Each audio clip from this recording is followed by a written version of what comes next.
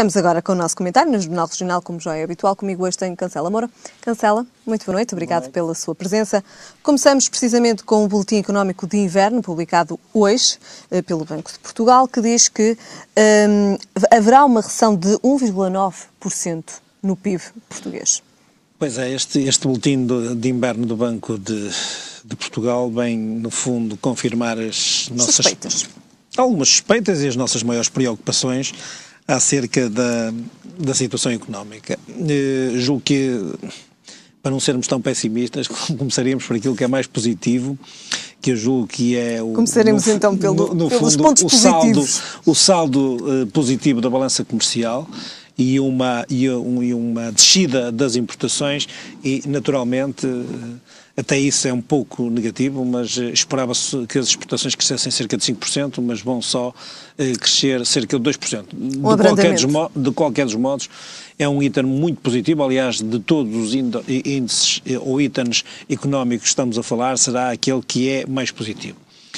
Continuamos a investir nas exportações e os empresários continuam a investir nessas exportações? Sim, aquilo que efetivamente o Banco de Portugal diz é que este abrandamento, se quiser, tem a ver com o impacto negativo das medidas de correção das contas públicas e, portanto, naturalmente, que decorre de forma direta e proporcional com essa situação. Aquilo que efetivamente o Banco de Portugal está a fazer é uma estimativa e que, no fundo, vem corrigir os números em face da aplicação do memorando de entendimento e este ajustamento que está a ser violentíssimo para a sociedade portuguesa e portanto, aquilo que se vaticinava pelo Governo era cerca de 1% e, afinal, o Banco de Portugal vem dizer que são quase 1,9%. E, portanto, 1% era aquilo que era esperado pelo Governo? 1% era o que estava, exatamente, e agora esta previsão agrava significativamente esta situação.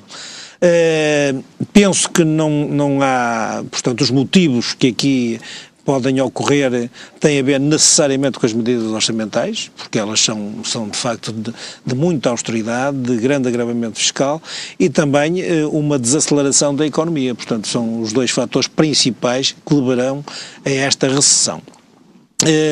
Existe aqui uma perspectiva de que haverá um crescimento do PIB de 1,3% ainda no próximo ano, o que é, pelo menos, eu diria, alguma luz ao fundo do túnel relativamente àquilo que os portugueses estão neste momento a fazer, em termos de sacrifício, e tendo em conta as medidas que estão inscritas no orçamento. Eu aqui chamava a atenção que esta previsão não tem em conta outro tipo de medidas excepcionais que podem vir a ser incluídas durante um orçamento retificativo ou então até para o orçamento de 2014. Só com aquelas que já estão previstas. Aquelas que já estão previstas, mas já é positivo nós começarmos a pensar que poderemos recuperar e 1,3 é um número simpático, se isso for verdade, pelo menos este pessimismo todo e esta carga pessimista que tem este último relatório poderá ser ultrapassado. O pior mesmo é um número que em nada os portugueses estavam à espera que estes números e essa previsão do Banco de Portugal chegasse a estes valores. Não, quer dizer, olha, eu acho que nós todos já vivemos, este é o terceiro ano consecutivo em que o consumo cai para os portugueses. É importante que se diga que provavelmente isto equivale a um retrocesso de uma década. Nós estamos praticamente ao nível daquilo que Portugal estaria quando entrou para a moeda única. Portanto, para as pessoas terem ideia daquilo que efetivamente está a passar neste momento. Por outro lado, o encerramento, por exemplo, de empresas pouco produtivas prevê-se que venha a prolongar-se até 2014, em resultado deste tipo de políticas. Também, aqui é importante dizer-se, para que as pessoas percebam, poderão estar em causa mais cerca de 86 mil ou 87 mil postos de trabalho. Isto é, vai haver aqui também, outra vez, falta de emprego e, portanto, um crescimento do próprio desemprego durante este ano. Dir-se-á que a surpresa pode ser o maior agravamento, porque o consumo privado, em vez de cair os 2,2 que o Governo estava à espera, cai para 3,6.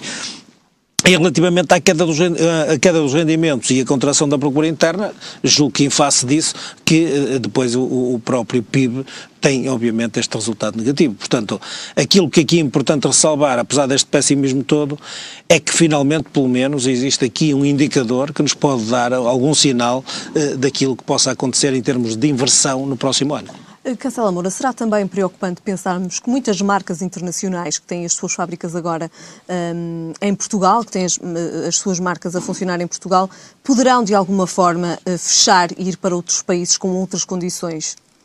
Eu acredito que essa questão da deslocalização possa ser uma questão a colocar-se por essas empresas por uma razão muito simples.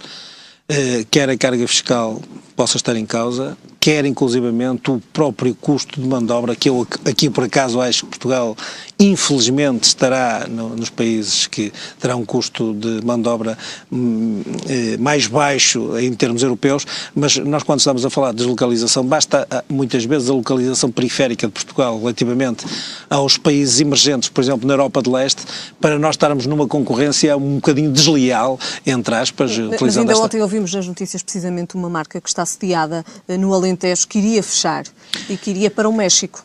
E que depois acabou então por voltar atrás. Eu iria dizer que até não considerando, por exemplo, a Ásia, e nomeadamente os países da Ásia mais longínqua e eventualmente até, neste caso o México, ou outros países fora da zona euro, e eu estou só a referir mesmo ao nível da nossa localização periférica face à União Europeia, aos outros países da União Europeia, nomeadamente aqueles que na Europa de Leste, na antiga Europa de Leste, têm um crescimento significativo, nós mesmo assim poderemos estar, até pela nossa localização, em desfavor numa situação destas.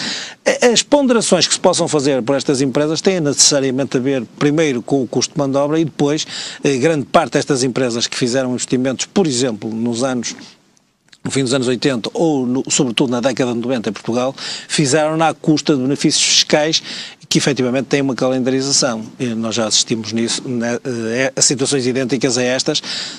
Aquela que é mais significativa é a Auto Europa e mesmo essa foi anunciada agora há poucas semanas pelo responsável da Comissão de Trabalhadores, que provavelmente iria haver períodos ou maiores períodos de paragem e que estão a tentar assegurar um conjunto significativo de trabalhadores que poderão ir para o desemprego, porque o número de unidades a produzir será menos ainda este ano. Portanto, eu admito que são decisões que Portugal corre risco que efetivamente essas empresas tomem e que possam de algum modo não ajudar a este crescimento económico que nós esperamos que comece de facto um ciclo positivo no próximo ano. Em 2014.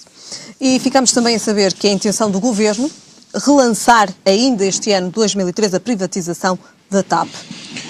Não, eu julgo que Será isto uma teimosia? Poderá interpretar-se isso como uma teimosia? Não, esta notícia nem sequer é novidade. Eu gostaria de lembrar quando a Secretária de Estado veio anunciar que por falta de entrega das garantias que eram exigidas ao empresário e à Sinergia, ao Grupo Sinergia, que era o único concorrente, diga-se, foi o único. para poder ser adjudicada, portanto, a própria privatização, disse logo de seguida que se iriam preparar para um novo calendário. O Secretário de Estado dos Transportes veio explicar que esta questão de recalendarizar a privatização da TAP tem necessariamente a ver com o facto de lhe poder conferir maior estabilização, sobretudo ao nível de tesouraria. Importa aqui dizer que, entretanto, já foi tornado público que houve um apoio de 100 milhões de euros para regularizar a situação da própria companhia com a banca, um empréstimo da parte pública. Isto tem dado também tem sido rodeado alguma polémica sobre a forma como este empréstimo poderá ter sido feito, da transparência que isto eventualmente possa envolver e, portanto, julgo que aquilo que foi dito é que depois de estar estabilizada a tesouraria da companhia, há uma espécie de compasso de espera para voltar à questão da privatização. O Secretário de Estado acaba ainda por dizer que aquilo que se pretende é que a empresa aproveite novas rotas comerciais, e neste compasso de espera que se está a fazer, que efetivamente se torne mais atrativa, que se consolide e o objetivo no fundo é criar uma maior concorrência, isto é, não haver um único concorrente no próximo processo de privatização, mas capitalizar a empresa, porque aquilo que aqui importa dizer é que o Estado, segundo o Governo, o Estado não tem condições para capitalizar a empresa. Parece que, de facto, existe que seja um investidor privado a fazê-lo. E esse investidor privado não ser um único, mas que, eventualmente, por objetivo ser a maior concorrência, poder haver a possibilidade de dessa privatização ser mais rentável para Portugal. Uma forma de negociar também aqui por parte do Estado. Eu acho que sim, porque naturalmente aquilo que o Estado pretende é retirar a maior rentabilidade possível daquilo que possa ser. Até porque estamos a falar de uma empresa estratégica do ponto de vista económico a nível nacional. E muito bem colocada nos rankings mundiais. Também, e depois a convicção do Governo é de que a venda é a melhor forma de garantir o crescimento e no fundo, fazer crescer a própria companhia no sentido de implementar novas rotas comerciais. Muito bem, passamos agora então para o nosso terceiro e último tema. António José Seguro admite que o PS foi obrigado a antecipar os calendários e a acelerar a preparação de um programa de governo alternativo, mas admite que não cairá na armadilha de apresentar propostas para o quarto de 4 mil milhões na despesa do Estado. Mais uma vez aqui, José Seguro a dizer que não se irá aliar ao Governo em qualquer que seja o caso. Eu julgo que o Partido Socialista continua, isto é a minha opinião pessoal, mas é uma convicção que tenho, continua numa rota um bocadinho errática relativamente àquilo que é ou que deveria ser a sua postura de Estado. Relembramos sempre isto, mas eu julgo que os portugueses sabem disso. Quem negociou o memorando de entendimento acabou por ser o Partido Socialista. Quem ditou este tipo de regras, embora os outros partidos do arco de poderes tenham sido ouvidos, inclusive pela Troika, quem fechou, no fundo, este acordo foi o Partido Socialista. Muitas das coisas que eventualmente agora estão a ser implementadas e que possam ir até para além do que está no memorando têm a ver com expectativas que efetivamente não foram alcançadas ou objetivos que estariam mal traçados. Portanto, o Partido Socialista não se pode desresponsabilizar por completo, como parece... Não se pode pôr de parte perante uma situação que o país atravessa. Não, é que neste momento a nota destas jornadas parlamentares do Partido Socialista incidiu sobre duas questões fundamentais. Foi o relatório do FMI, este recente relatório, que eu confesso que também é muito mal explicada a forma como isto é tornado público e como se discute à volta de uma matéria desta natureza, sobretudo no tempo atual, e a questão do corte estrutural dos 4 mil milhões de euros que efetivamente tem vindo a ser falado. Mas a questão central destas jornadas acaba por ser a desresponsabilização do Partido Socialista face ao rumo do Governo. E eu penso que o Partido Socialista não pode descolar completamente, porque nós não estamos a falar de um programa de governo, como diz o Partido Socialista, mas antes de um programa de governo condicionado, e eu diria até um programa que está colado ao memorando de entendimento da Troika. Portanto, o Partido Socialista, tanto quanto possa eventualmente ser a sua própria opinião vinculada, será importante vir apresentar propostas. Aliás, aquilo que referiu sobre encurtar calendários tem necessariamente que ver, por outras palavras, que António José Seguro diz que irá ele próprio apresentar novas propostas, as propostas do Partido Socialista, que irão ao encontro desta preocupação que o Governo tem de haver um corte estrutural de 4 mil milhões de euros. No fundo, é ir ao encontro daquilo que o Governo pretende. Penso que esta responsabilização do Partido Socialista é que leva o António José Seguro a dizer que vai fazer isto sem pressa e sem chantagens. Eu não me parece... Sem ter aqui uma pressão por parte do Governo. Admito que é uma forma de se libertar de um certo colete de forças, porque nós já chegamos todos à conclusão que é preciso, de facto, se houver cortes desta natureza, serão na educação, na saúde, na própria segurança social, na administração pública, e que são matérias sensíveis, porque vamos mexer com certeza com prestações sociais, com a forma como o Estado gasta o seu dinheiro, e que o Partido Socialista naturalmente quererá, nesta crescente demarcação que está a fazer ao próprio Governo... E refere, e é bem claro quando diz que o Governo não contará com o apoio do PS. Evidentemente, e portanto eu acho que isto é uma maneira do próprio Partido Socialista se demarcar das propostas do Governo e poder ele próprio apresentá-las publicamente.